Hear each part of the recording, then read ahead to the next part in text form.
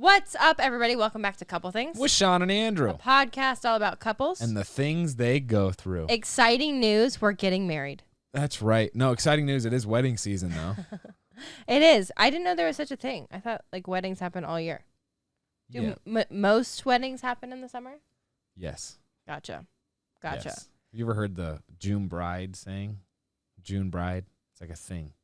I think June is the hot. That's the month. I haven't heard of this. I think it's weird that you've heard of it. June bride. Maybe it was, yeah.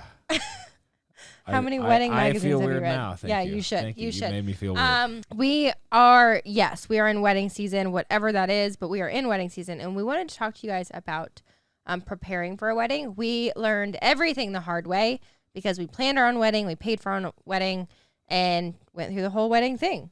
So what better way to talk about weddings than a married couple? I just found this. Wedding season is considered to be May through October, but the most popular time to get married is summer, okay? May through October is basically the whole year. It's not true. Yes, it is. Oh, my gosh. You don't know anything about time. Wedding season is considered to be all year. All right. Anyway, we've gotten a lot of requests on Couple Things and the Instagram account about the wedding topic. People wanting us to talk about our experience. Yeah. Some of the things we learned. So that's what we're going to do.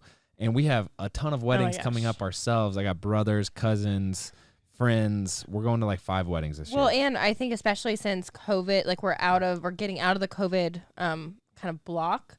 Everybody who pushed their weddings off because of COVID or had COVID delays are now doing it all this year. So we've already been to 3 weddings and we have like 5 more this year. That's right. So this is our episode on things we wish we knew before planning our wedding. Before we get started, if you haven't yet, please subscribe to the show and give it a rating on whatever platform you're listening on.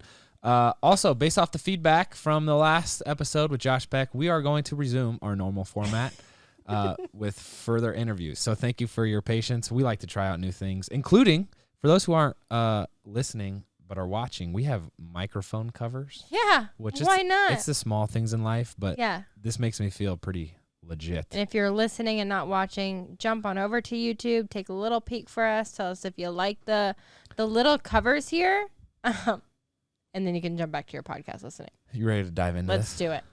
All right, so we planned our wedding in 2015 and 2016. Yes. That's actually how we started our YouTube channel. It is. Would you describe the whole process, reflecting on it, as either easy or stressful? I think it can be easy. I think people try to make it stressful. Does that make sense? What do you mean? No. I mean so many things by that. So as soon as you proposed and we got into the whole, like, let's plan a wedding, what I did is I went and bought one of those off-the-stand magazines that had a checklist of, like, make sure you go through all these checklists. You reserve these vendors. You find a location. You put together your lists of people that you want. All of these things. And what I learned in every single article and magazine that I read is like there's this standard expectation that weddings have to look a certain way and have certain things in them. And I think it's because of those like stereotypes and those like expectations that people put on weddings that make it stressful. Because if you go by the book, it tends to be more expensive than you planned. And if you ever go to like a vendor or caterer and you're like, I want to book you for a wedding, if you even use the word wedding, they like jack up the price. The wedding industry.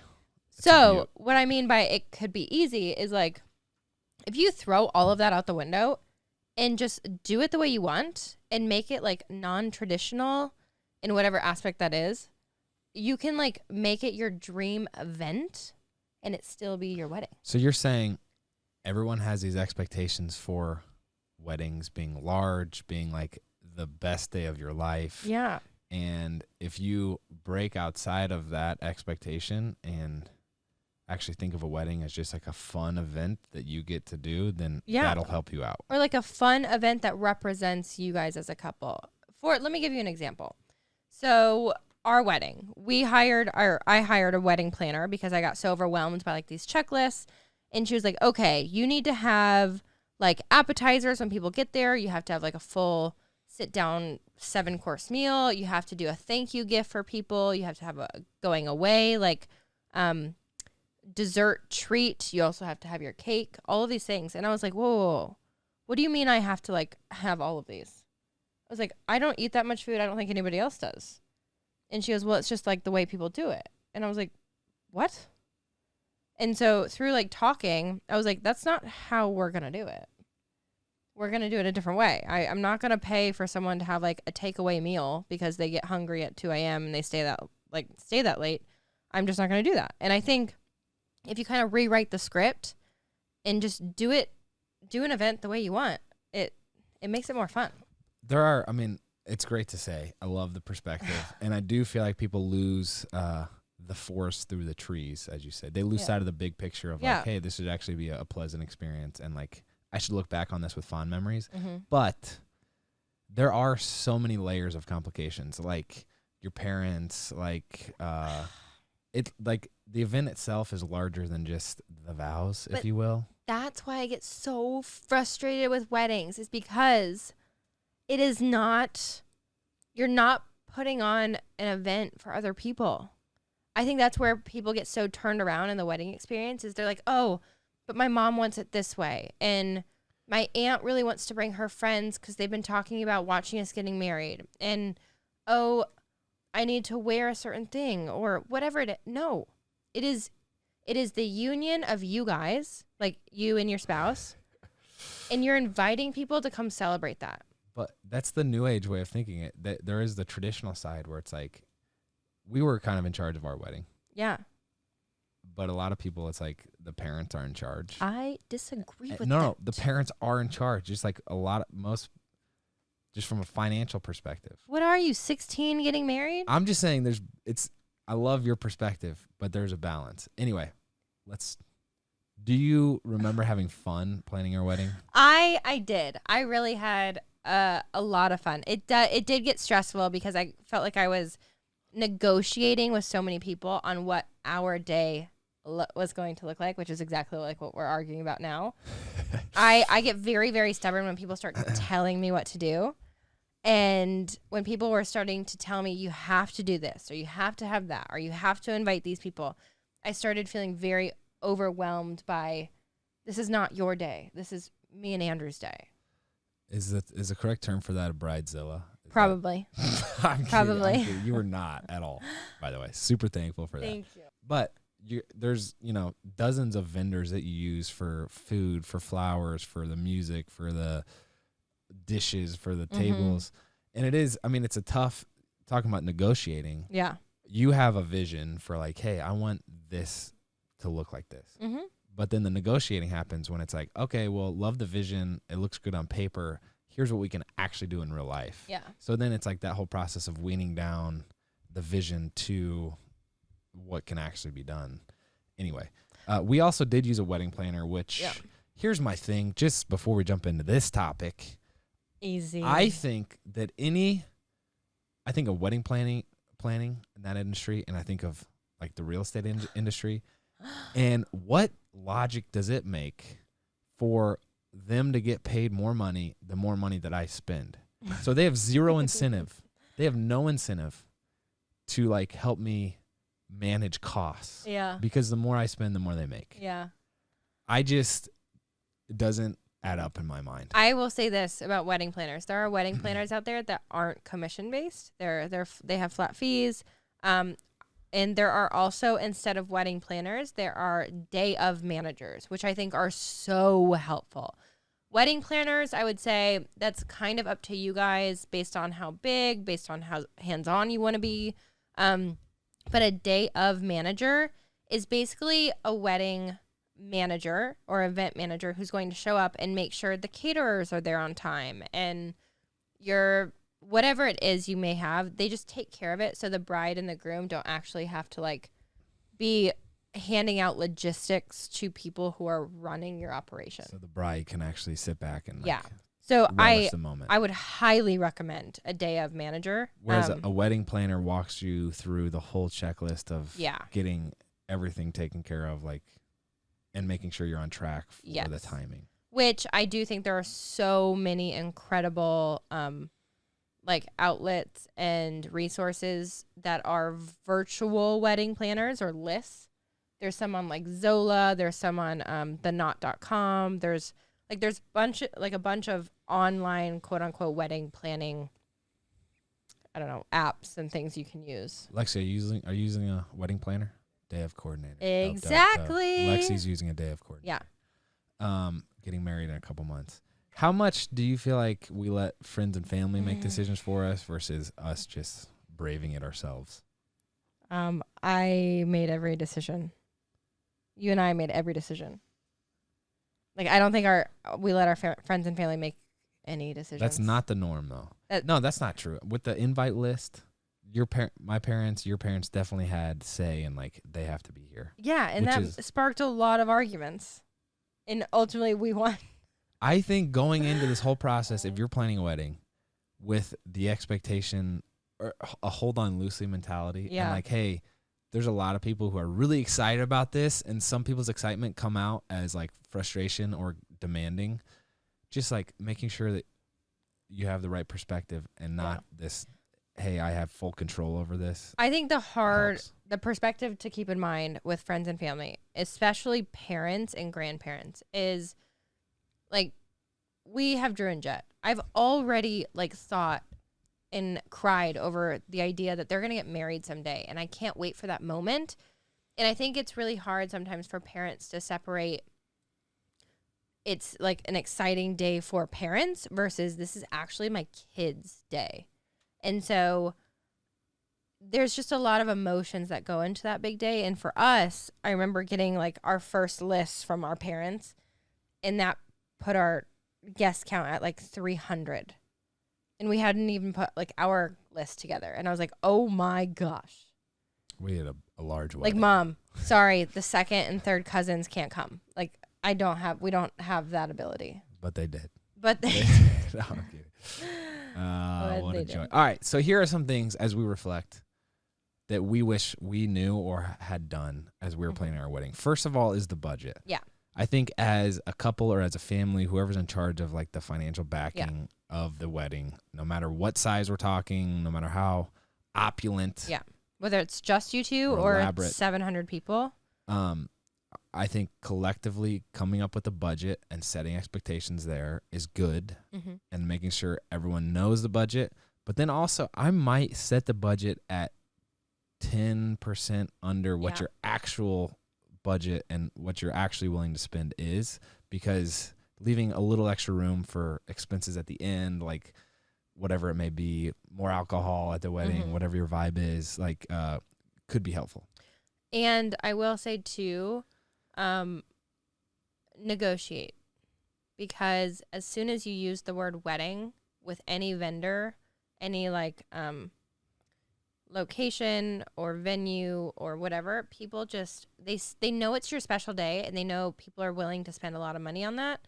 So negotiate. I remember with our catering company, they had quoted, up too much. It was over our budget, and we're like, actually, we're very strict on this number, and if you guys can't like work with that, then we're gonna go somewhere else. And they literally just lowered it. They didn't change anything. And I was like, okay. Yeah, that's the whole thing. But I think viewing all this, the whole wedding planning process as practice for marriage is actually a helpful thing. So like talking about budgets, making sure that you're navigating it, keeping everybody well informed along the way. It is interesting though. Studies have shown that a lot of couples have regretted how much they spend on their wedding. I don't know. I mean, I don't think I have any regrets, because you look back on it and you're like, wow, that was an epic day. I'll remember that for the rest of my life. It was, and it was incredible, and it costs a lot of money, and it like hurts your ego. But at the end of the day, like Andrew said, I don't regret it. I think we've learned so much more that we'd probably do it differently. But I think, like Andrew said, set your budget at the beginning. Try to round down. You're going to appreciate that more later. And at the end of the day, you're going to have a party. People are going to have fun. People aren't going to remember the flowers as much as they do how much fun they had with their friends. Yeah. So. And also, no matter how much money you spend, it's going to feel like a lot, because, and there's always I feel like it's just like stereotypical that the man feels like you're spending too much and the woman is frustrated because they want this vision of their wedding day to be executed correctly. But it's going to feel like too much because you're talking about a single day in your life. Yeah. But remember, it is special, and you only get one of these. So anyway. As far as like the checklist goes, as soon as you set your budget, do the biggest things and the biggest expenses first, and then kind of fill in from there. So do things like your venue, obviously, and your date. Catering is usually what costs the most because you're talking about anywhere from 10 to hundreds of dollars per person. Per plate, yeah. Per plate. So a good way to do that is to either decide how much money you're willing to spend per head or per plate, or just giving a budget to the whole thing. DJ or band, photographer, videographer, flowers. Those are usually like the big ones. A couple of little things in there that I found I think you can save money on is photographer and videographer. A lot of times photographers will offer to bring more assistants and more photographers out so they capture every single moment that happens at the wedding. We purchased the bare minimum. So we had two photographers, one for the groom side, one for the bride side, and we still wound up with over 2,000 pictures. Nobody's going to use 2,000 pictures. Yeah. Nobody. You're going to use like probably 4 from the day. Yeah. Now, granted, you want those 4 to be like taken Great. well. Yeah. But you're not going to, like, you don't need 800 pictures from when the groomsmen are getting ready, especially with iPhones these days, or you can do like the wind-up cameras, like behind the scenes in different locations. I just don't think it's necessary to have so many photographers. A videographer, we were very skeptical about. We weren't sure if we wanted a videographer, but we ended up being so incredibly impressed and in love with the video. And we probably watch the video more than we look at the pictures. For sure. Also, just from my perspective, remember that people's memory is only going to be in relation to the larger things. So like, wow, that was such an awesome venue or beautiful venue. Or do you remember the speech that the best man gave, or the food was great, or whatever, like the bar. I think thinking of it as what will people remember is helpful to weed out some of the smaller things. Like, I don't remember our tablecloths or our silverware or our chairs. Actually, I remember our chairs just because we spent extra on them, and it feels like unnecessary. We're not getting into... No, I want to correct you there. Okay. So we actually saved money on our chairs because we were down to 2 different chairs where one chair had like a chair pad on it and one chair didn't. And the difference of a chair pad was like $10,000 because we had 400 people at our wedding. And the ones without chair pads were $10,000 less. And we went with the ones without chair pads. Wow, good call. You're right. And I was like, chair pads are $10,000? What? Not actually, though. Not actually. But real quick, today's episode is brought to you by AG1. Let's try not to get sick for our wedding day. Let's just work on our overall health. Let's just start taking AG1 now, even if your wedding day is 2 days from now. That's right. I was trying to do a couple things to make sure I was in good health. Yeah. For the day of, including, working on bending my knees so I'm not straight leg passing out up there, including taking the right vitamins. I thought you were going to say so you could drop it like it's hot. And that's no. But that's also good. I like that. AG1, we told you guys about this a million times. We take it every single day. It is your daily greens powder. It has 75 vitamins, minerals, whole food sourced superfoods, probiotics, and adaptogens to help you start your day right. Shawn and I take it every day. I take mine around 10 a.m. When do you take yours? Do you take yours with your morning coffee? I don't really take it at the same time every day. I kind of space it out when I need. You're on that mom schedule where you take it whenever you have. Yeah, it's like when I have breakfast at 7 p.m. That's right. Yeah. But we cannot recommend AG1 enough. It really covers all the bases. It's good for your gut health, your brain health, all the things. It has the vitamins that you need. So if there's one supplement we're going to take, this would be it.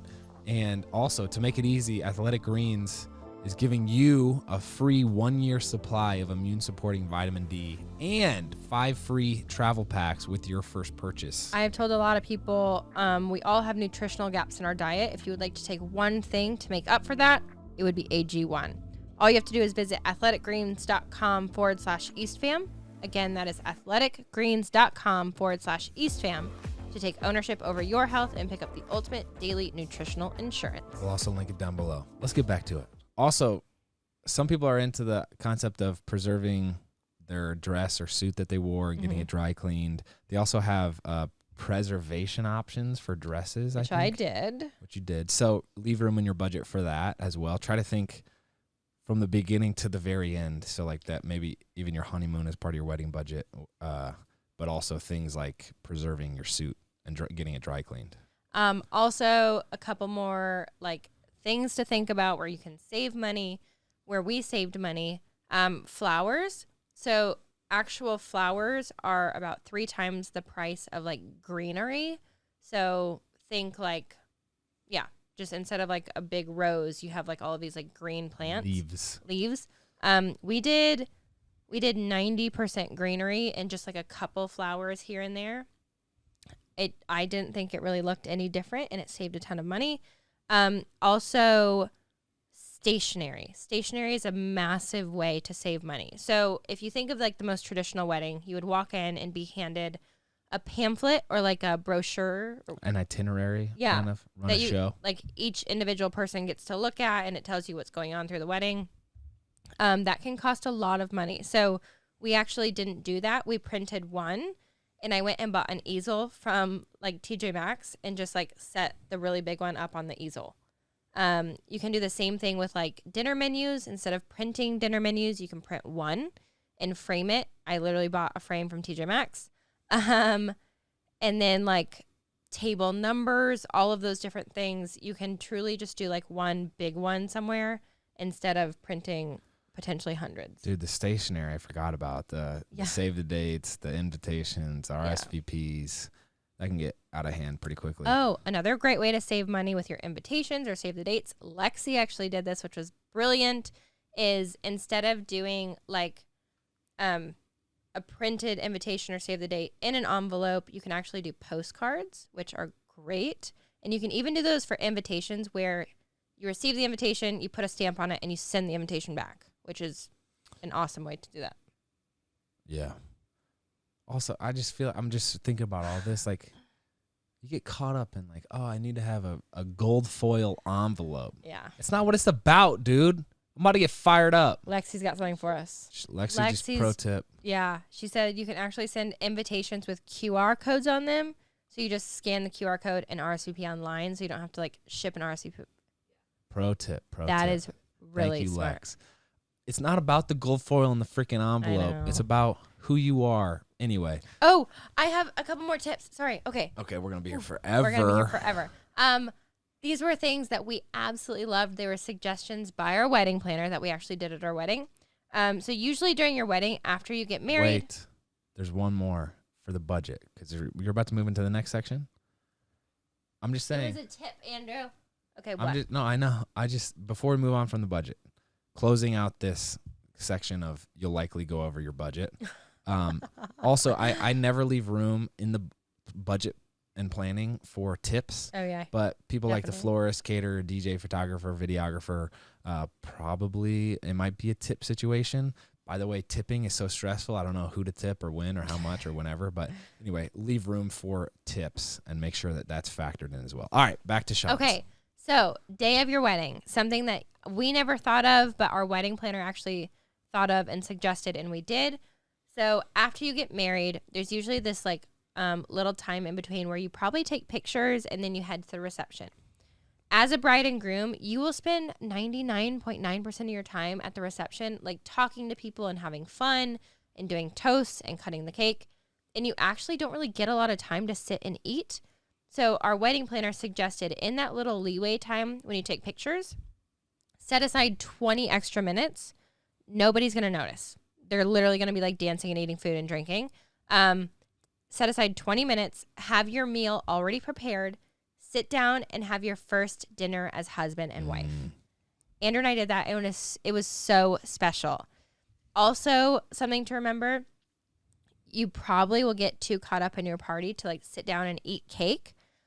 So have your day of coordinator put together a huge to-go bag for you of food, extra like dinner food, and extra cake that you and your husband or spouse can enjoy like when you get back home, which is what we did. We literally got home from our wedding and sat in bed and just ate cake and food for like an hour.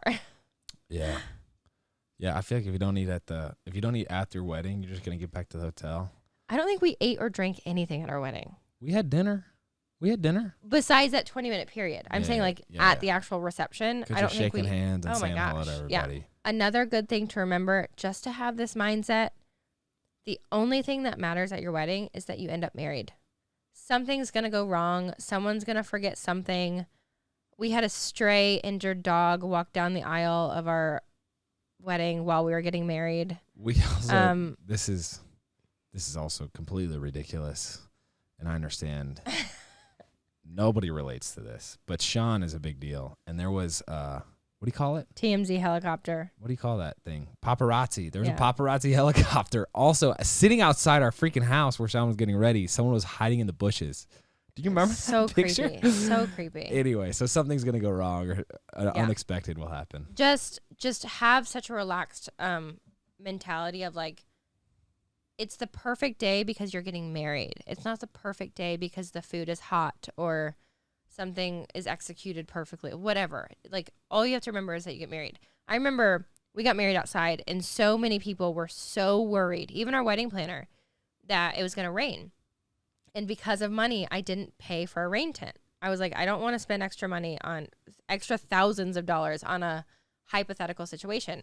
I was like, you know what? At the end of the day, if it rains, those will be epic pictures. Yeah. And I was fine with it. Embracing the things that go wrong with like a sense of humor. Yeah. Again, I think it's just good practice for marriage and parenting and whatever else you're getting into. Because like, it's all part of the experience, baby. We're just here making memories. And it doesn't need to be the memory that you tried to draw up. So. You know how funny and like memorable and cool it would be to have your wedding pictures just like you guys are just soaking wet? I think that would be like really funny. You wouldn't have felt that way in the moment. I embraced it that day. I was like, this would be epic. I actually remember that. Okay. Some of this is tips from the other side of the fence. You know? Another thing to remember. So wedding day is done. A lot of people feel like there is an expectation to save room in the budget so they can go on a honeymoon the day after. Remember, you can take your honeymoon whenever you want. So for us, since we paid for our wedding, we actually took 3 months in between, 4 months in between. Yeah. Our wedding and our honeymoon. So we took it later. Yeah. Our story is wild. We woke up the day after we got married and had to take like a 8 a.m. flight out to Oakland so I could start practice with the Raiders. But some people are like set on that concept of doing the honeymoon the week after the wedding. And maybe you just need a little space to breathe, whether it be because of finances or because of the stress of planning the actual wedding. But feel free to take your time and do it on your own schedule, you know? Other like small but big thing or whatever, That however makes you look sense. at it. Small but big things? Yeah. Big but small things. I don't know. Other things to consider. Other things to consider. I feel like this is like a bride thing. Don't worry about what you look like. I feel like there's all of these like fads and trends of like lose weight for your wedding day. Stop. Wow. Your spouse, your fiance proposed to you because they love you how you are. Don't change who you are for your wedding. I stressed so much about it. I love that perspective, babe. I remember feeling like I couldn't eat breakfast because I was like, oh, what if I look bloated in my... Stop. That's so just... That strips you of so much joy. And buy a dress that fits. If not, size up so you can truly enjoy every aspect of your relationship. And nobody is there to look at how you look or to judge you. And if they are, they shouldn't be at your wedding. So enjoy it. Don't stress about it. Dude, preach. Keep going. Just keep going. Dang, girl. That's all I got. That's good. Jeez. We hadn't talked about that, but you were stressed. I was very stressed. I was still in a very unhealthy part of my life when it came to body image. And I was really, really worried about how I looked on my wedding day, which looking back, if it was Drew, if it's Jet, all I could say is like, you proposed to me probably at my lowest point in like my body image world. And you loved me then. So why would I think I had to change myself for our wedding day? Dang. And thinking some of our friends, the wedding and trying to look good for it has sparked unhealthy habits or practices. And again, don't lose sight of the big picture. Like you don't want, don't take whatever substances or supplements or whatever just to like start unhealthy habits as you're about to start a new life with somebody. Are you kidding me? Terrible timing. I'm going to say do that. Last thing we'll wrap this up, and we could do 1,700 different parts on weddings. A lot of people have this false sense that a wedding is the finish line. And it is the most exciting like start of your life. So when you're at your wedding, don't be like, oh, breath of fresh air, we did it. No, like you are starting the best part of your life. And if you look at it that way, it kind of sets your expectation up for the rest of your life instead of feeling like, oh, we're done. Yeah. It is tempting to feel like a finish line because like you've been dating and this is like, you know, you've been working towards this for a long time with the engagement, whatever, but it actually really is a starting line. So, and that's a good thing. That's a good thing. Yeah. Truly. Okay. So other things that you can consider are like, who is doing the ceremony? Do you want to write your own vows? We actually are, what do you call that guy? What do you call the person who marries you? Officiant? Officiant wrote our vows based off of what we said in meetings. Also, on that note, do premarital counseling. Yeah. Do it. It's the best. Do it. It is the best. That's all I have to say about it is do it. You have anything? No, that was it. That was my signed, sealed, delivered. For emotions and stress levels, don't check the weather until the week of the wedding because that's just something that could so easily stress you out. Like, hey, what's the average weather on April 16th? Oh, raining? Shoot. We're screwed. Like I said. That was the only date the venue had open. Anyway. Oh, maybe another thing too, your wedding registry. Make sure you put that on your save the dates or invitations just because people really want to celebrate you. And if they can't come to the wedding, they still want to celebrate you in any way they can. We use Zola. Zola was great. I actually, on this note, I would sit down, if you're putting your wedding registry together, I would sit down with a couple who's been married and who's in your like circle and like double check your registry things. Cause I remember our mom looking at our registry or my mom looking at our registry, be like, you're not going to use that. You're not going to use that. And you're like, I think I will use whatever the thing is. But we have so many wine glasses. So many. We went too hard. And we didn't need 40 different Moscow Mule mugs either, it turns out. Anyway, so have someone else check that because it's a fun thing to go through anyway. And just to reiterate, things I wish we knew and had given more priority of thought. If there's one thing, it would just be to remember to enjoy the process. Yeah. Just enjoy it. Yeah. Whatever that means for you.